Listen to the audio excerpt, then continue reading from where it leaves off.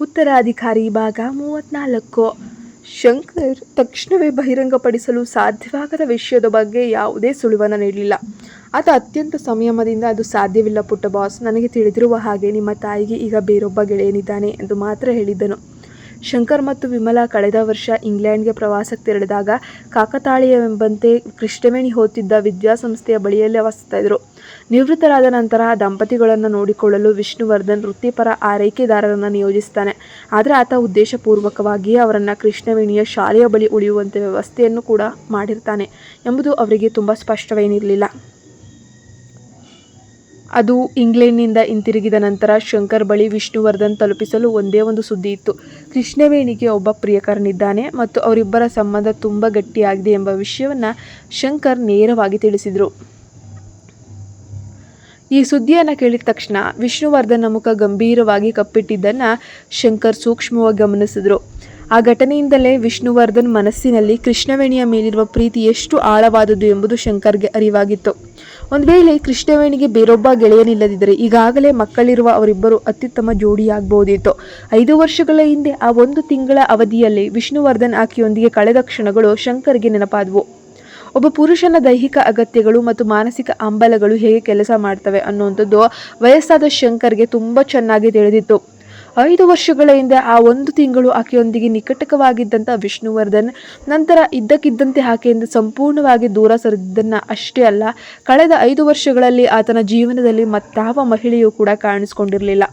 ತನ್ನ ಹಳೆಯ ಪ್ರೀತಿಯನ್ನು ಸಂಪೂರ್ಣವಾಗಿ ಮರೆಯಲು ಆತನಿಗೆ ಸಾಧ್ಯವೂ ಆಗಿರಲಿಲ್ಲ ಎಂಬುದಕ್ಕೆ ಇದಕ್ಕಿಂತ ದೊಡ್ಡ ಸಾಕ್ಷಿಯಂತೂ ಬೇಕೇ ಆಗಿರಲಿಲ್ಲ. ಆಗ ಆದಿತ್ಯ ಹೇಳಿದ ಮಾತಿನಿಂದ ಶಂಕರ್ಗೆ ಮತ್ತೊಂದು ಪ್ರಮುಖ ವಿಷಯ ಸ್ಪಷ್ಟವಾಯಿತು. ತಾಯಿ ಸತ್ತು ಹೋಗಿದ್ದಾಳೆ ಎಂದು ಇಷ್ಟು ದಿನ ಹೇಳ್ತಿದ್ದ ವಿಷ್ಣುವರ್ಧನ್ ಈಗ ಸ್ವತಃ ಮಗನ ಬಳಿ ಆಕೆ ಜೀವಂತವಾಗಿದ್ದಾಳೆ ಅಂತ ಒಪ್ಕೊಂಡ್ಬಿಟ್ಟಿದ್ದಾನೆ ಅಂದರೆ ಏನರ್ಥ? ಕೃಷ್ಣವೇಣಿ ಏನಾದರೂ ವಿದೇಶದಿಂದ ಹಿಂತಿರುಗಿದ್ದಾಳೆಯೇ? ಅವರಿಬ್ಬರು ಈಗಾಗಲೇ ಭೇಟಿಯಾಗಿದ್ದಾರೆಯೇ? ಶಂಕರ್ ತಮ್ಮ ಮನಸ್ಸಿನಲ್ಲಿರುವಂತಹ ಈ ಪ್ರಶ್ನೆಗಳಿಗೆ ಉತ್ತರ ಹುಡುಕಲು ಯತ್ನಿಸುತ್ತಿದ್ದಾಗ ಆ ಕಡೆಯಿಂದ ಆದಿತ್ಯನ ನಿರಾಶೆಗೊಂಡ ಧ್ವನಿ ಕೇಳಿಸುತ್ತೆ. ಓ ಸರಿ, ಧನ್ಯವಾದಗಳು ತಾತ ಶಂಕರ್ ಅಂತ ಹೇಳಿ ಆ ಪುಟ್ಟ ಬಾಲಕ ತಕ್ಷಣವೇ ಕರೆಯನ್ನು ಕೊನೆಗೊಳಿಸ್ತಾನೆ. ನಂತರ ಉಪಹಾರ ಸೇವಿಸುವಾಗ ಶಂಕರ್ ಈ ಒಂದು ವಿಚಾರವನ್ನು ವಿಮಲಾ ಅಂದರೆ ವಿಷಯನ ಪತ್ನಿ ವಿಮಲಾ ಬಳಿ ಚರ್ಚಿಸೋಕೆ ಶುರು ಮಾಡ್ತಾನೆ. ವಿಮಲಾ ಮುಗುಳ್ನಕ್ಕು, ವಿಷ್ಣುವರ್ಧನ್ ಎಂದಿಗೂ ತನ್ನ ತಂದೆ ಅಂತಲ್ಲ, ಆತ ಮಹಿಳೆಯರ ಹಿಂದೆ ಬಿದ್ದವನಲ್ಲ ಎಂಬುದು ನಮಗೂ ಗೊತ್ತು. ಆದರೆ ತನ್ನ ಭಾವನೆಯನ್ನು ಹದ್ದುಬಸ್ತಿನಲ್ಲಿಟ್ಕೊಂಡಿದ್ದ ಆ ಯುವಕ ಅಂದು ಆಕೆಯ ಪ್ರೀತಿಗಾಗಿ ಪ್ರತಿದಿನ ರಾತ್ರಿ ಕದ್ದು ಮುಚ್ಚಿ ಬಂಗಲೆಗೆ ಬರ್ತಿದ್ದನ್ನು ಕಂಡಾಗ ನನಗೂ ಆಶ್ಚರ್ಯವಾಗಿತ್ತು ಅಂತ ಹೇಳ್ತಾಳೆ. ಆತ ಬಂಗಲೆಯೊಳಗೆ ಬಂದು ಆಕೆಗೆ ಕನಿಷ್ಠ ತಿಳಿಸುವುದಕ್ಕೂ ಮುನ್ನವೇ ಕೆಲಸಕ್ಕೆ ತೊಡಗ್ತಿದ್ದ. ಎಂಥ ಶಿಸ್ತು ಮತ್ತು ಬಿಗಿ ಸ್ವಭಾವ ಆತನದು. ಒಮ್ಮೆ ವಿಷ್ಣುವರ್ಧನ್ ನಾವು ರಜೆಯ ಮೇಲೆ ಎಲ್ಲಾದರೂ ಪ್ರವಾಸ ಹೋಗಬೇಕು ಅಂದ್ಕೊಂಡಿದ್ವಿ ಅಂತ ನಾವು ಸುಮ್ಮನೆ ಪ್ರಸ್ತಾಪಿಸಿದ್ವಿ. ಆತ ತಕ್ಷಣವೇ ತನ್ನ ಸಿಬ್ಬಂದಿಗೆ ಸೂಚಿಸಿ ನಮಗಾಗಿ ವಿಮಾನದ ಟಿಕೆಟು, ತಂಗಲು ವಸತಿ ವ್ಯವಸ್ಥೆ ಮಾಡಿಸೇ ಬಿಟ್ಟ. ನಂತರ ಅತ್ಯಂತ ಯೋಜನಾಬದ್ಧವಾಗಿ ನಮ್ಮನ್ನು ಇಂಗ್ಲೆಂಡ್ ಹೋಗುವಂತೆ ಮನವೊಲಿಸ್ದ. ಈಗ ಯೋಚಿಸಿ ನೋಡಿದ್ರೆ ಆತ ನಮ್ಮನ್ನು ಅಲ್ಲಿನ ಸುಂದರ ಪ್ರಕೃತಿಯನ್ನು ಸವಿಯಲು ಕಳಿಸಿರಲಿಲ್ಲ. ಬದಲಾಗಿ ತಾನು ಪ್ರತಿಕ್ಷಣ ನೆನಪಿಸಿಕೊಳ್ತಿದ್ದಂತಹ, ತವಕಿಸ್ತಿದ್ದಂತಹ ಜೀವವೊಂದು ಅಲ್ಲೇ ಇತ್ತು ಎಂಬ ಕಾರಣಕ್ಕಾಗಿ ಅಂತ ಬೆಚ್ಚಗಿನ ಹಾಲಿನ ಲೋಟವನ್ನು ಕೈಯಲ್ಲಿ ಹಿಡಿದು ವಿಮಲಾ ಮುಗುಳ್ನಕ್ತಾರೆ. ಆಕೆಗೆ ಪ್ರಿಯಕರನಿದ್ದಾನೆ ಎಂಬ ವಿಷಯವನ್ನು ಪಕ್ಕಕ್ಕಿಡೋಣ. ಒಂದು ವೇಳೆ ಆಕೆಗೆ ಯಾರೂ ಇಲ್ಲದಿದ್ದರೆ ಸಹ ಈ ನಮ್ಮ ವಿಷ್ಣುವರ್ಧನ್ ಅಂತರ್ಮುಖಿ ಮತ್ತು ಹಠಮಾರಿ ಸ್ವಭಾವದವನು. ನೋಡಿದರೆ ತನ್ನ ಮಕ್ಕಳ ತಾಯಿಯನ್ನು ತನ್ನವಳನ್ನಾಗಿ ಮಾಡಿಕೊಳ್ಳಲು ಆತ ಇನ್ನೂ ಕೆಲವು ಜನ್ಮಗಳನ್ನೇ ಕಾಯಬೇಕಾಗಬಹುದು ಅಂತ ನನಗನಿಸುತ್ತೆ. ವಿಮಲಾ ಹೇಳಿರುವಂಥ ಪ್ರತಿಯೊಂದು ಮಾತಿಗೂ ಶಂಕರ್ ಒಪ್ಪಿಗೆಯನ್ನು ಸೂಚಿಸ್ತಾರೆ. ತಮ್ಮ ನಿಷ್ಠೂರವಾದ ಮುಖದಲ್ಲಿ ಮಂದಹಾಸವನ್ನು ತಡೆಯಲಾಗದೆ, ನೀನು ಹೇಳ್ತಾ ಇರುವಂತಹದ್ದು ತೀರಾ ಸತ್ಯ. ಮುಖ್ಯ ವಿಷಯ ಅಂದರೆ ಈತ ತೀವ್ರ ಅಹಂಕಾರಿ ಮತ್ತು ಗಂಭೀರ ಸ್ವಭಾವದವನು. ಮಗುವಿನಂತಿದ್ದ ಕಾಲದಿಂದಲೂ ಕೂಡ ಆತನನ್ನು ಹತ್ತಿರದಿಂದ ಕಂಡ ನನಗೆ ಆತನ ಈ ಹಠಮಾರಿ ಗುಣ ಚೆನ್ನಾಗಿ ಗೊತ್ತು ಅಂತ ಹೇಳ್ತಾರೆ. ವಿಮಲಾ ಗೌರವದಿಂದ ತಲೆಯಾಡಿಸುತ್ತಾ, ಇದು ನಿಜಕ್ಕೂ ಕಠಿಣವಾದ ಹಾದಿ. ಅಂದು ಆ ಹುಡುಗಿ ತೀರಾ ನಾಚಿಕೆ ಸ್ವಭಾವದವಳು, ಮೌನಿಯಾಗಿದ್ದವಳು ಎಂಬುದನ್ನು ನಾನು ಗಮನಿಸಿದೆ. ಈಗ ವಿಷ್ಣುವರ್ಧನ್ ತಾನಾಗಿಯೇ ಮುಂದೆ ಬಂದು ಮೊದಲ ಹೆಜ್ಜೆಗಳನ್ನಿಡದಿದ್ದರೆ ಅವರಿಬ್ಬರ ನಡುವೆ ಮತ್ತೆ ಪ್ರೀತಿ, ನಂಬಿಕೆ ಚಿಗುರಲು ಸಾಧ್ಯವೇ ಇಲ್ಲ ಅಂತ ಹೇಳಿದ್ಲು. ಆತ ಈಗಾಗಲೇ ಕೃಷ್ಣವೇಣಿಯನ್ನು ಭೇಟಿಯಾಗಿದ್ದಾನೆ ಅಂತ ನನಗನ್ನಿಸ್ತದೆ. ಶಂಕರ್ ಕೈಯನ್ನು ಒರೆಸಿಕೊಳ್ಳುತ್ತಾ ನಿರಾಶೆಯ ಧ್ವನಿಯಲ್ಲಿ ಹೇಳಿದ್ರು, ಎಷ್ಟೇ ಕೋಣೆಗಳಿಂದ ನೋಡಿದ್ರೂ ಕೂಡ ವಿಷ್ಣುವರ್ಧನ್ ಅತ್ಯಂತ ಸಾಮರ್ಥ್ಯವಂತ ಮತ್ತು ನಿಯಂತ್ರಣ ಹೊಂದಿರುವ ವ್ಯಕ್ತಿ.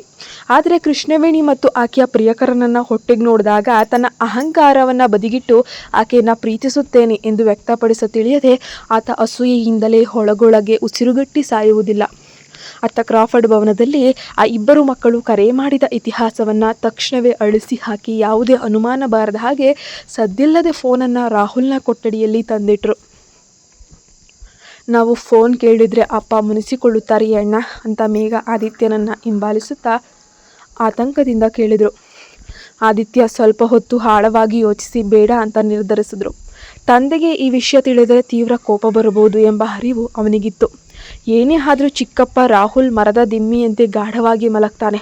ನಮಗೆ ಬೇಕನ್ನಿಸಿದಾಗಲೆಲ್ಲ ಆತನ ಫೋನನ್ನು ತೆಗೆದುಕೊಂಡು ರಹಸ್ಯವಾಗಿ ಬಳಸಬಹುದು ಎಂದು ಆ ಪುಟ್ಟ ಬಾಲಕ ತಂಗಿಗೆ ಧೈರ್ಯವನ್ನು ತುಂಬುತ್ತಾನೆ. ತಾತ ಶಂಕರ್ ಹೇಳುವಂತಹ ಪ್ರಕಾರ ಅಮ್ಮನಿಗೆ ಈಗಾಗಲೇ ಒಬ್ಬ ಗೆಳೆಯನಿದ್ದಾನೆ. ಹಾಗಾಗಿ ಅಪ್ಪ ಮತ್ತು ಅಮ್ಮ ಮತ್ತೆ ಒಂದಾಗುವ ಸಾಧ್ಯತೆ ತೀರಾ ಕಡಿಮೆ ಅಂತ ಆದಿತ್ಯ ಮೇಘಾಗೆ ಸತ್ಯವನ್ನು ತಿಳಿಸ್ತಾನೆ. ಅಣ್ಣ ಹೇಳುತ್ತಿರುವುದು ಸಂಪೂರ್ಣವಾಗಿ ಅರ್ಥವಾಗದಿದ್ದರೂ ಮೇಘ ಮುಗ್ಧವಾಗಿ ತಲೆ ಆಡಿಸಿದ್ಲು. ಹಾಗಾದರೆ ನಾವು ಅಪ್ಪನಿಗೆ ಹೊಸ ಗೆಳತಿಯನ್ನು ಹುಡುಕೋಣ, ನನಗಂತೂ ಮಿಸ್ ಕೃಷ್ಣವೇಣಿ ಅಂದರೆ ತುಂಬ ಇಷ್ಟ ಅಂತ ಹೇಳಿದ್ಲು. ಆದಿತ್ಯ ನಿಟ್ಟುಸಿರು ಬಿಡುತ್ತಾ, ನಿನಗೆ ಅರ್ಥವಾಗುತ್ತಿಲ್ಲ ಮೇಘ, ಅಪ್ಪನಿಗೆ ಅಮ್ಮ ಬೇಡ ಎಂದಲ್ಲ, ಅಮ್ಮನಿಗೆ ಈಗಾಗಲೇ ಬೇರೊಬ್ಬ ಗೆಳೆಯನಿದ್ದಾನೆ ಅಷ್ಟೇ ಅಂತ ವಿಷಯ ಸ್ಪಷ್ಟಪಡಿಸಲು ಯತ್ನಿಸಿ ಸೋತನು. ಅಷ್ಟರಲ್ಲಿ ಬೆಳಗಿನ ಉಪಹಾರದ ಸಮಯಕ್ಕೆ ಅನಿತಾ ಶೇಖರ್ ಕೆಳಗೆ ಬಂದು ಆಕೆ ಪೂರ್ಣ ಪ್ರಮಾಣದ ಮೇಕಪ್ಪನ್ನು ಧರಿಸಿ ಊಟದ ಮೇಜಿನ ಬಳಿ ಕುಳಿತಿದ್ದ ಕುಟುಂಬದ ಸದಸ್ಯರನ್ನು ನೋಡಿ, ಅತ್ತೆ ಮಾಮ, ನನಗೊಂದು ಮುಖ್ಯವಾದ ಕೆಲಸವಿದೆ, ನಾನು ಈಗಲೇ ಹೊರಡ್ತಿದ್ದೀನಿ ಅಂತ ಹೇಳಲು ಹಿರಿಯರು ತಲೆ ಎತ್ತಿ ಸರಿ, ಜಾಗರೂಕತೆಯಿಂದ ಹೋಗಿ ಬಾ ಎನ್ನಲು ಹೊರಟಾಗ ಸುಧಾ ಮಧ್ಯ ಪ್ರವೇಶಿಸಿದ್ಲು. ಆಕೆ ತನ್ನ ಹುಬ್ಬುಗಳನ್ನು ಮೇಲಕ್ಕೇರಿಸಿ ಕಟುವಾಗಿ ಮುಗುಳ್ನಗುತ್ತಾ, ಬೆಳಗ್ಗೆ ಎಷ್ಟು ಶೃಂಗಾರ ಮಾಡ್ಕೊಂಡಿದ್ಯಾ, ರಕ್ತ ಕುಡಿದಂತೆ ಕೆಂಪಾಗಿರುವಂತಹ ತುಟಿಗಳು, ಬಂಗಲೆಗೆ ಬರುವವರನ್ನ ಬುಟ್ಟಿಗೆ ಹಾಕೊಳ್ಳೋಕ್ಕೆ ಯಾರನ್ನಾದರೂ ನೋಡಲು ಹೊರಟಿದ್ಯಾ, ಏನು ಕತೆ ಅಂತ ಹೇಳಿ ಚುಚ್ಚಿದ್ಲು. ಆ ಮಾತನ್ನು ಕೇಳಿ ಹಿರಿಯರ ಮುಖದಲ್ಲಿ ಅಸಮಾಧಾನ ಎದ್ದು ಕಾಣ್ತಿದ್ರು ಕೂಡ ಕಳೆದ 10 ವರ್ಷಗಳಿಂದ ಪ್ರತಿದಿನವೂ ನಡೆಯುತ್ತಿದ್ದ ಈ ಒಂದು ಪರಸ್ಪರವಾದ ಜಗಳ ಅಲ್ಲಿದ್ದ ಬೇರೆ ಯಾರೂ ಗಂಭೀರವಾಗಿ ಪರಿಗಣಿಸಿರಲಿಲ್ಲ. ಅನಿತಾ ತಕ್ಷಣವೇ ರೊಚ್ಚಿಗೇಳಲಿಲ್ಲ. ಅತ್ಯಂತ ಶಾಂತವಾಗಿ, ಸುಧಾ, ನಾನು ನಿನ್ನಂತಲ್ಲ, ನನಗೇನು ಒಂಟಿತನವನ್ನು ಸಹಿಸಲಾಗದೆ ಬೇರೆ ಗಂಡಸರ ಹಿಂದೆ ಬೀಳುವಂತಹ ದರಿದ್ರ ಬುದ್ಧಿಯಂತೂ ಇಲ್ಲವೇ ಇಲ್ಲ. ಚಿಂತಿಸಬೇಡ, ಶೇಖರ್ ಚಿಕ್ಕ ವಯಸ್ಸಿನಲ್ಲಿ ನನ್ನನ್ನು ಆಗಲಿ ಹೊರಟು ಹೋದ್ರೂ ಅವರ ಆತ್ಮಕ್ಕೆ ಶಾಂತಿ ಸಿಗದಂತೆ ನಾನು ಎಂದಿಗೂ ನಡೆದುಕೊಳ್ಳುವುದಿಲ್ಲ ಅಂತ ಹೇಳ್ತಾಳೆ. ಏನಂದೆ, ಒಂಟಿತನ ಸಹಿಸಲಾರೆ ಎಂದು ಹೇಳಲು ನೀನು ಯಾರೇ? ಸುಧಾ ತೀವ್ರ ಕೋಪದಿಂದ ತಿರುಗಿ ತನ್ನ ಕೈಲಿದ್ದ ಚಮಚವನ್ನು ಮೇಜಿನ ಮೇಲೆ ಎಸೆದ್ಲು.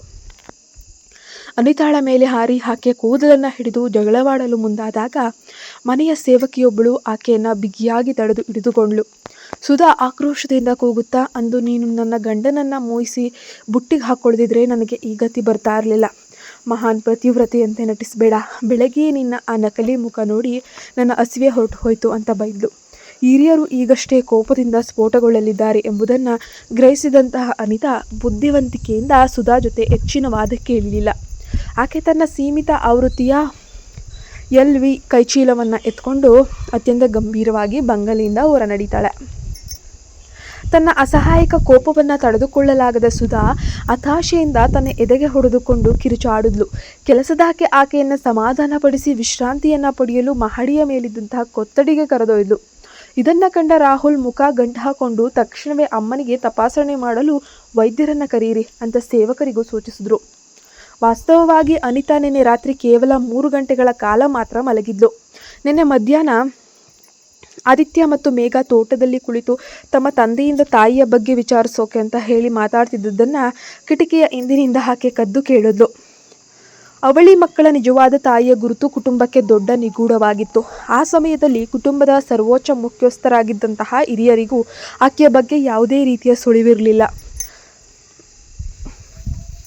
ಶಂಕರ್ ಮತ್ತು ವಿಮಲಾ ದಂಪತಿ ಆ ರಹಸ್ಯವನ್ನು ಎಷ್ಟು ಭದ್ರವಾಗಿ ಕಾಯ್ದುಕೊಂಡಿದ್ದಾರೆ ಅಂದರೆ, ಯಾರು ಎಷ್ಟೇ ಹಣದ ಆಮಿಷ ಒಡ್ಡಿದ್ರು, ಎಷ್ಟು ಬಾರಿ ಬೆರೆದಿಸಿದ್ರು ಅವರಿಂದ ಒಂದೇ ಒಂದು ಸಣ್ಣ ಸುಳಿವು ಸಹ ಹೊರಬಂದಿರಲಿಲ್ಲ.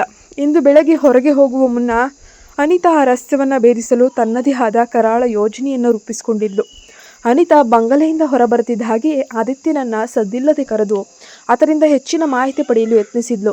ಆದರೆ ಆದಿತ್ಯ ಅತ್ಯಂತ ಜಾಗರೂಕತೆಯಿಂದ ಅಮ್ಮ ಜೀವಂತವಾಗಿದ್ದಾರೆ ಎಂದು ಅಪ್ಪ ನಿನ್ನೆ ರಾತ್ರಿ ಮಾತ್ರವೇ ಹೇಳಿದ್ರು.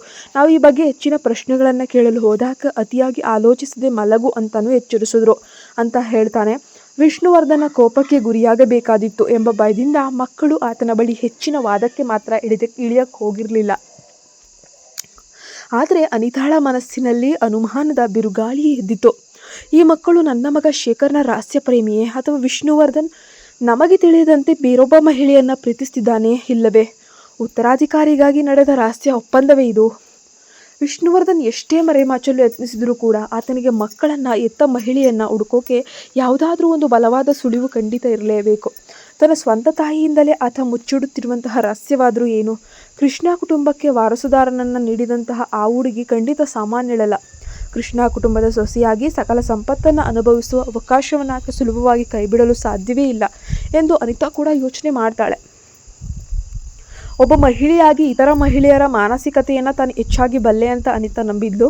ಇಂತಹ ಅಪಾರ ಶ್ರೀಮಂತ ಕುಟುಂಬದ ಭಾಗವಾಗುವ ಅವಕಾಶವನ್ನು ಯಾವ ಹೆಣ್ಣು ನಿರಾಕರಿಸಲು ಸಾಧ್ಯವಿಲ್ಲ ಎಂಬುದು ಆಕೆಯ ಗಟ್ಟಿ ನಂಬಿಕೆಯಾಗಿತ್ತು. ತನ್ನ ಕಾರ್ನಲ್ಲಿ ಕುಳಿತ ತಕ್ಷಣ ಅನಿತಾ ವ್ಯಕ್ತಿಯೊಬ್ಬನಿಗೆ ಕರೆ ಮಾಡ್ತಾಳೆ. ಇನ್ನೊಂದು ತುದಿಯಲ್ಲಿದ್ದ ವ್ಯಕ್ತಿ ತಕ್ಷಣವೇ ಕರೆ ಸ್ವೀಕರಿಸ್ತಾನೆ. ಅನಿತಾ ಕಿಟಕಿಯಿಂದ ಹೊರಗೆ ನೋಡುತ್ತಾ ತಣ್ಣನೆಯ ಬೆದರಿಕಾ ಧ್ವನಿಯಲ್ಲಿ, ನಾನು ಈಗ ನಿಮ್ಮ ಬಳಿಗೆ ಬರ್ತಿದ್ದೀನಿ. ಯಾವುದೇ ಮುಖವಾಡ ಧರಿಸಿ ಮೂರ್ಖತನ ಮಾಡಲು ಹೋಗಬೇಡ ರವಿಚಂದ್ರನ್. ನಾನು ನಿನಗೆ ಕೊನೆಯ ಬಾರಿ ಎಚ್ಚರಿಕೆ ನೀಡುತ್ತಿದ್ದೀನಿ. ಇಲ್ಲದಿದ್ದರೆ ನನ್ನ ಹಳೆಯ ಅಸಲಿ ಆಟಗಳನ್ನು ನಾನು ಇನ್ನೂ ಮರೆತಿಲ್ಲ ಎಂಬುದನ್ನು ನಿನ್ನ ಮುಖಕ್ಕೆ ತೋರಿಸಿಕೊಡಬೇಕಾಗ್ತದೆ ಅಂತ ಖಡಕ್ಕಾಗಿ ಎಚ್ಚರಿಸ್ತಾಳೆ. ಇತ್ತ ಕೃಷ್ಣವೇಣಿ ತನ್ನ ಚಿಕ್ಕ ಬಾಡಿಗೆ ಮನೆಯ ಅಡುಗೆ ಮನೆಯಲ್ಲಿ ಅತ್ಯಂತ ಪ್ರೀತಿಯಿಂದ ಸೌಮ್ಯವಾಗಿ ನೂಡಲ್ಸನ್ನು ತಯಾರಿಸ್ತಾ ಇದ್ದಾಳೆ. ಆಕೆ ನೂಡಲ್ಸ್ಗೆ ಒಂದಷ್ಟು ತಾಜಾ ತರಕಾರಿಗಳು ಆಗ 2 ಬೇಯಿಸಿದಂತಹ ಮೊಟ್ಟೆಗಳನ್ನು ಸೇರಿಸಿ ಕೆಲವು ನಿಮಿಷಗಳಲ್ಲಿ ಸುವಾಸನೆಯುಕ್ತ ಸೂಪರ್ ಆಗಿರೋ ಗರಂ ನೂಡಲ್ಸ್ ಸೂಪನ್ನು ಸಿದ್ಧಪಡಿಸ್ಕೊಳ್ತಾಳೆ. ನಿಶಾ ಸ್ನಾನ ಮುಗಿಸಿ ಬಂದು ಬಿಸಿಯಾದ ನೂಡಲ್ಸ್ ಸವಿಯಲು ಕಾತರದಿಂದ ಕಾಯ್ತಾ ಇದ್ಲು. ಕೃಷ್ಣವೇಣಿ ಅಡುಗೆ ಮನೆಯಲ್ಲಿದ್ದಾಗ ಆಕೆಯ ಫೋನ್ ನಿರಂತರವಾಗಿ ರಿಂಗಣಿಸ್ತಿತ್ತು. ಇಬ್ಬರು ಹೊಸ ಕೆಲಸಕ್ಕೆ ಸೇರಿಕೊಂಡಿದ್ದರಿಂದ ಸಹೋದ್ಯೋಗಿಗಳಿಂದ ತುರ್ತು ಕರೆ ಇರಬಹುದು ಅಂತ ಭಾವಿಸಿ ನಿಶಾ ಫೋನನ್ನು ಪರಿಶೀಲಿಸಕ್ಕೆ ಹೋದ್ಲು. ಆಗ ಅಧಿಸೂಚನೆಯಲ್ಲಿ ನೀಲಾಳ ಹೆಸರು ಕಾಣಿಸ್ತು. ಕೃಷ್ಣವೇಣಿಗೆ ವಿಷಯ ತಿಳಿಸೋಣ ಅಂತ ನಿಶಾ ಫೋನ್ ಕೈಗೆತ್ಕೊಂಡಾಗ ಆ ಹೆಸರಿನ ಕೆಳಗಿದ್ದ 2 ಸಾಲುಗಳು ಆಕೆಯ ಗಮನವನ್ನು ತಕ್ಷಣವೇ ಸೆಳೆದವು. ಕೃಷ್ಣವೇಣಿ, ಜಯಂತ್ ಮತ್ತು ಮಾಯಾ ನಡುವೆ ಅಕ್ರಮ ಬಾಂಧವ್ಯವಿತ್ತು ಎಂಬುದನ್ನು ಸಾಬೀತುಪಡಿಸುವ ಬಲವಾದ ಆಡಿಯೋ ರೆಕಾರ್ಡಿಂಗ್ ನನ್ನಲ್ಲಿದೆ. ನಿಮಗೆ ಅದು ಬೇಕೇ? ಈ ಬ್ರೇಕಪ್ ಸಮಯದಲ್ಲಿ ಆ ದ್ರೋಹಿಗಳ ಅಸಲಿ ಬಣ್ಣ ಬಯಲು ಮಾಡಲು ಇದು ಉಪಯುಕ್ತವಾಗ್ತದೆ ಅನ್ನೋದು ಸಂದೇಶವಾಗಿತ್ತು. ಅದನ್ನು ಓದುತ್ತಿದ್ದಂತೆಯೇ ನಿಶಾಳ ರಕ್ತ ಅನ್ನೋದು ಕುದಿಯೋಕೆ ಶುರು ಮಾಡಿಕೊಳ್ಳುತ್ತೆ. ಬೇಕೇ ಎಂದರೆ ಹೇಗೆ? ನಿಶಾ ತಕ್ಷಣವೇ ಕೃಷ್ಣವೇಣಿಯ ಫೋನನ್ನು ತೆರೆದು, ಹೌದು, ತಕ್ಷಣವೇ ಕಳಿಸು ಅಂತ ಮರು ಸಂದೇಶವನ್ನು ರವಾನಿಸ್ತಾಳೆ. ನೀಲಾ ತಕ್ಷಣವೇ ಈ ಪ್ರಮುಖ ಆಡಿಯೋ ರೆಕಾರ್ಡಿಂಗನ್ನು ಕಳಿಸ್ತಾಳೆ. ನಿಶಾ ಅದನ್ನು ಪ್ಲೇ ಮಾಡಿದಾಗ ಜಯಂತ್ ಮತ್ತು ಮಾಯಾ ನಡುವೆ ನಡೆದಂಥ ಸಂಭಾಷಣೆಯ ಪ್ರತಿಯೊಂದು ಕಪಟ ಮಾತುಗಳು ಸ್ಪಷ್ಟವಾಗಿ ಕೇಳಿಸಿದ್ವು. ನನ್ನ ಹುಸಿ ಸಹೋದರ ಜಯಂತ್ ಕೃಷ್ಣವೇಣಿಗೆ ಎಷ್ಟು ದ್ರೋಹ ಬಗೆದಿದ್ದಾನೆ, ಅವರಿಗೆ ಮಗುವಿನ ತಂದೆ ತಾಯಿ ಆಗ್ತಾ ಇದ್ದಾರೆ ಅಂದರೆ ಏನರ್ಥ, ಎಂತಹ ಅಸಹ್ಯಕರ ಕೃತ್ಯ ಅಂತ ರೊಚ್ಚಿಗೆದ್ದ ನಿಶಾ ತಕ್ಷಣವೇ ಜಯಂತ್ಗೆ ಕರೆ ಮಾಡಿ ಆತನನ್ನು ಕ್ರೂರವಾಗಿ ತರಾಟೆಗೆ ತೆಗೆದುಕೊಳ್ತಾಳೆ. ಚೆನ್ನಾಗಿ ಬೈದಾಕ್ತಾಳೆ. ಇಷ್ಟು ಸಣ್ಣ ಮಗುವನ್ನು ಎದುರಿಸಲು ನಿನಗೆ ಯೋಗ್ಯತೆ ಇಲ್ಲವೇ? ನೀನು ಮತ್ತು ಆ ಮಾಯಾ ಇಬ್ಬರು ಪರಸ್ಪರ ಸೂಕ್ತವಾದ ನಾಯಿ ಮತ್ತು ದೆವ್ವದ ಜೋಡಿ. ಇನ್ನನ್ನಾದರೂ ಪರಸ್ಪರ ಸೊಕ್ಕು ಹಬ್ಬಿಸ್ಕೊಂಡು ನರಕದಲ್ಲೇ ಕೊಳೆದು ಸಾಯಿರಿ ಎಂದು ನಿಶಾ ಫೋನಲ್ಲಿ ಅಬ್ಬರಿಸಿದ್ಲು. ಆ ಶಬ್ದ ಕೇಳಿ ಕೃಷ್ಣವೇಣಿ ಅಡುಗೆ ಮನೆಯಿಂದ ಗಾಬರಿಯಿಂದ ಓಡ್ಬಂದ್ಲು. ನಿಶಾ, ಬೆಳಗ್ಗೆ ಯಾರ ಮೇಲೆ ಹೀಗೆ ರೇಗಾಡ್ತಿದ್ಯಾ? ಏನಾಯ್ತು? ಶಾಂತವಾಗಿರು ಅಂತ ಆತಂಕದಿಂದ ಕೇಳಿದ್ಲು. ನಿಶಾ ತಕ್ಷಣವೇ ಕರೆ ಕೊನೆಗೊಳಿಸಿ ತಲೆ ಅಳ್ಳಾಡಿಸುತ್ತಾ, ಏನೂ ಇಲ್ಲ ಕೃಷ್ಣವೇಣಿ, ನಿನ್ನ ಫೋನಿಂದಲೇ ಆ ದ್ರೋಹಿ ಜಯಂತ್ಗೆ ಚೆನ್ನಾಗಿ ಬೈದು ಬುದ್ಧಿ ಕಲಿಸ್ತೆ ಅಂತ ಹೇಳಿದ್ಲು. ಬೆಳಗಿನ ಉಪಹಾರವನ್ನು ಮುಗಿಸಿ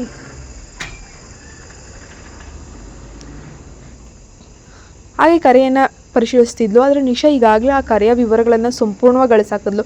ಮತ್ತು ಯಾವುದೇ ಕರೆ ಬಾರದಿದ್ದರಿಂದ ಕೃಷ್ಣವೇಣಿ ಅದರ ಬಗ್ಗೆ ಹೆಚ್ಚು ತಲೆ ಕೆಡಿಸ್ಕೊಳ್ಳಿಲ್ಲ. ಇದು ನಿಶಾ ತನ್ನ ಮೇಲಧಿಕಾರಿಯೊಂದಿಗೆ ಪ್ರವಾಸ ತೆರಳಬೇಕಾದ್ದರಿಂದ ಕೃಷ್ಣವೇಣಿಗೆ ಕಾರಿನ ಲಿಫ್ಟ್ ನೀಡಲು ಸಾಧ್ಯವಾಗಲಿಲ್ಲ. ಹಾಗಾಗಿ ಆಕೆ ಮೆಟ್ರೋ ರೈಲಲ್ಲಿ ಕಚೇರಿಗೆ ಪ್ರಯಾಣಿಸುತ್ತಾಳೆ. ಮೆಟ್ರೋ ರೈಲ್ ಹತ್ತಿ ನಿಂತಾಗಲೂ ಕೃಷ್ಣವೇಣಿಯ ಮನಸ್ಸಿನಲ್ಲಿ ನಿಶಾಳ್ ಬೆಳಗಿನ ವಿಚಿತ್ರ ನಡವಳಿಕೆ ಸುಳಿದಾಡ್ತಾ ಇದೆ.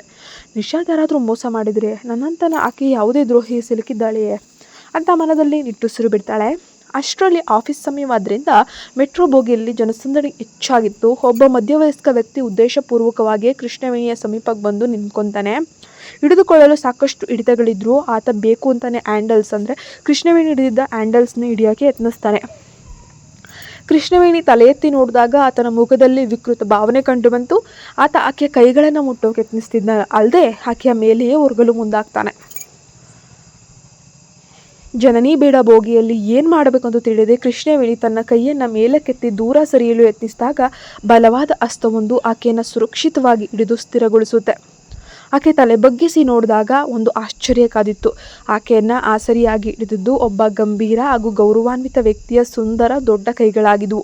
ಈ ಹಠಾತ್ ಆಸರಿಂದಾಗಿ ಕೃಷ್ಣವೇಣಿ ಕೊಂಚ ಎಡವಿ ನೇರವಾಗಿ ಆತನ ಎದೆಗೊರಗಿ ನಿಂತು ಬಿಡ್ತಾಳೆ. ನನ್ನ ಪ್ರಿಯ ಕೃಷ್ಣವೇಣಿ, ನೀನು ಇನ್ನೂ ನನ್ನ ಮೇಲೆ ಕೋಪಗೊಂಡಿದ್ದೀಯಾ? ವಿಷ್ಣುವರ್ಧನ್ನ ಒಂದು ಆಳವಾದ ಪ್ರಬಲ ಧ್ವನಿ ಆಕೆಯ ಕಿವಿಗೆ ಬಿದ್ದಾಗ ಆಕೆಯ ದೇಹದಲ್ಲಿ ವಿಚಿತ್ರವಾದ ನಡುಕ ಉಂಟಾಯಿತು. ಆತನ ಕಟ್ಟುಮಸ್ತಾದ ದೇಹ, ಆತನ ಮುದ್ದುವಾದ ಧ್ವನಿ, ಆಕೆಯ ರಕ್ಷಣೆಗೆ ನಿಂತ ಅಧಿಕಾರಯುತ ವರ್ತನೆ, ನನ್ನ ಪ್ರಿಯತಮೆ ಎಂಬ ಪದ ಆಕೆಯನ್ನು ಆತನ ಸಾಮೀಪ್ಯದಲ್ಲೇ ಕಟ್ಟು ಹಾಕಿದಂತಾಯಿತು. ಅತ್ತ ಆ ವಿಕೃತ ಮನಸ್ಸಿನ ವ್ಯಕ್ತಿ ತಾನು ಮಾಡಲು ಹೊರಟಿದ್ದ ನೀಚ ಕೃತ್ಯವನ್ನು ತಕ್ಷಣವೇ ನಿಲ್ಲಿಸಲೇಬೇಕಾಗುತ್ತೆ. ಆತ ಒಮ್ಮೆ ವಿಷ್ಣುವರ್ಧನತ್ತ ನೋಡ್ತಾನೆ. ಆದರೆ ವಿಷ್ಣುವರ್ಧನ್ನ ಆ ಕತ್ತಿಯಂತಹ ಹಿಮದಂತೆ ತಣ್ಣಗಿನ ಕೋಪದ ನೋಟಕ್ಕೆ ಬೆದರಿದಂತಹ ವ್ಯಕ್ತಿ ಭಯದಿಂದ ತಕ್ಷಣವೇ ದೂರ ಸರಿದು ಗುಂಪಿನಲ್ಲಿ ಕಣ್ಮರೆಯಾಗಿ ಹೋಗ್ತಾನೆ. ವಿಷ್ಣುವರ್ಧನ್ ಕೃಷ್ಣ ಮೆಟ್ರೋದಲ್ಲಿ ಏತಕ್ಕಾಗಿ ಪ್ರಯಾಣಿಸ್ತಿದ್ದಾನೆ ಅಂತ ಕೃಷ್ಣವೇಣಿಗೆ ಒಂದು ಕ್ಷಣ ಆಶ್ಚರ್ಯ ಆಗುತ್ತೆ. ಆದರೆ ವಿಷ್ಣುವರ್ಧನ್ನ ಬಲವಾದ ಬಾಹುಗಳ ರಕ್ಷಣೆಯಲ್ಲಿ ಕೃಷ್ಣವೇಣಿಗೆ ಅಪಾರವಾದ ಸುರಕ್ಷತೆಯ ಭಾವನೆ ಅನ್ನೋದು ಮೂಡುತ್ತೆ. ಆ ಕ್ಷಣದಲ್ಲಿ ಆ ಜನನಿ ಬೀಡ ಮೆಟ್ರೋ ಬೋಗಿಯಲ್ಲಿ ಆಕೆ ಸಂಪೂರ್ಣವಾಗಿ ಸುರಕ್ಷಿತವಾಗೇನೋ ಇದ್ಲು. ಆ ಸ್ಥಳ ಅತ್ಯಂತ ಸುರಕ್ಷಿತವೆನಿಸಿದ್ರೂ ಕೂಡ ಕೃಷ್ಣವೇಣಿಗೆ ಕೊಂಚವೂ ಮುಜುಗರ ತಪ್ಪಿರಲಿಲ್ಲ.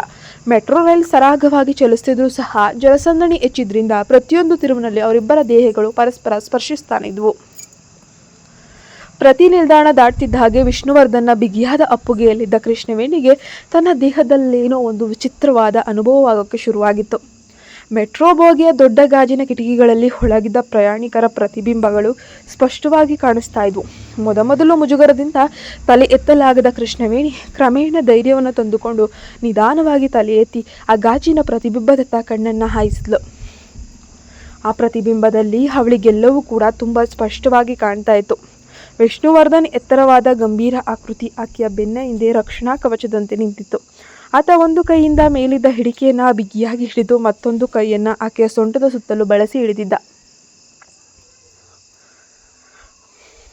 ಕೃಷ್ಣವೇಣಿ ಆತನಿಗೆ ಹೋಲಿಸಿದರೆ ಕೊಂಚ ಕುಜ್ಜಾಗಿದ್ಲು, ಅಂದರೆ ಕುಳ್ಳಿಗಿದ್ಲು. ಆತನ ಮುಖದಲ್ಲಿದ್ದ ಭಾವನೆಯನ್ನು ನೇರವಾಗಿ ನೋಡಲು ಆಕೆಗೆ ಸಾಧ್ಯವಿಲ್ಲ. ಹಾಗಾಗಿ ಆತನ ಮುಖ ಹೇಗಿದೆ ಅಂತ ತಿಳಿಯುವ ಕಾತರದಿಂದ ಮತ್ತಷ್ಟು ತಲೆ ಎತ್ತಿ ನೋಡ್ತಾ ಇದ್ದಾಳೆ. ಮೊದಲು ಆಕೆಯೊಂದಿಗೆ ಅನುಚಿತವಾಗಿ ವರ್ತಿಸಲು ಯತ್ನಿಸಿದ ಆ ವಿಕೃತ ಮನಸ್ಸಿನ ವ್ಯಕ್ತಿ ಕೇವಲ ಕೈ ಮುಟ್ಟಲಷ್ಟೇ ಯತ್ನಿಸಿದ್ದನು. ಆದರೆ ವಿಷ್ಣುವರ್ಧನ್ ಅತ್ಯಂತ ಪ್ರಬಲ ಹಾಗೂ ಅಧಿಪತ್ಯದ ಸ್ವಭಾವವು ಆಕೆಯನ್ನು ಸಂಪೂರ್ಣವಾಗಿ ತನ್ನ ಬಾಹುಬಂಧನದಲ್ಲೇ ಬಂಧಿಸಿಟ್ಟುಕೊಳ್ಳುವಂತೆ ಮಾಡಿಬಿಟ್ಟಿತ್ತು. ಅಷ್ಟೇ ಅಲ್ಲದೆ ಆತ ಆಕೆಯನ್ನು ಬಹಿರಂಗವಾಗಿ ಪ್ರಿಯತಮೆ ಅಂತ ಕರೆದಿದ್ದನ್ನು ಸುತ್ತಲಿದ್ದ ಇತರ ಪ್ರಯಾಣಿಕರೆಲ್ಲವೂ ಕೂಡ ಕೇಳಿಸ್ಕೊಂಡ್ಬಿಟ್ಟಿದ್ದಾರೆ. ಪರಿಣಾಮವಾಗಿ ಬೋಗಿಯಲ್ಲಿದ್ದ ಇತರ ಪುರುಷ ಪ್ರಯಾಣಿಕರೆಲ್ಲರೂ ಕೃಷ್ಣವೇಣಿಯಿಂದ ಸ್ವಯಂಚಾಲಿತವಾಗಿಯೇ ಗೌರವದ ಅಂತರವನ್ನು ಕಾಯ್ದುಕೊಂಡು ದೂರ ಸರಿತಾರೆ. ಕತೆ ಮುಂದುವರಿಯುತ್ತೆ. ನೀವಿನ್ನು ನಮ್ಮ ಚಾನಲ್ಗೆ ಸಬ್ಸ್ಕ್ರೈಬ್ ಆಗಿಲ್ಲ ಅಂದರೆ ಕೂಡಲೇ ಸಬ್ಸ್ಕ್ರೈಬ್ ಆಗಿ ಪಕ್ಕದಲ್ಲಿ ಕಾಣೋ ಬೆಲ್ ಐಕನ್ನ ಪ್ರೆಸ್ ಮಾಡಿ ನೋಟಿಫಿಕೇಶನ್ ಆನ್ ಮಾಡ್ಕೊಳ್ಳೋದನ್ನು ಮರಿಬೇಡಿ. ಮುಂದಿನ ಭಾಗದಲ್ಲಿ ಆದಷ್ಟು ಬೇಗ ಭೇಟಿಯಾಗೋಣ. ಪ್ಲೀಸ್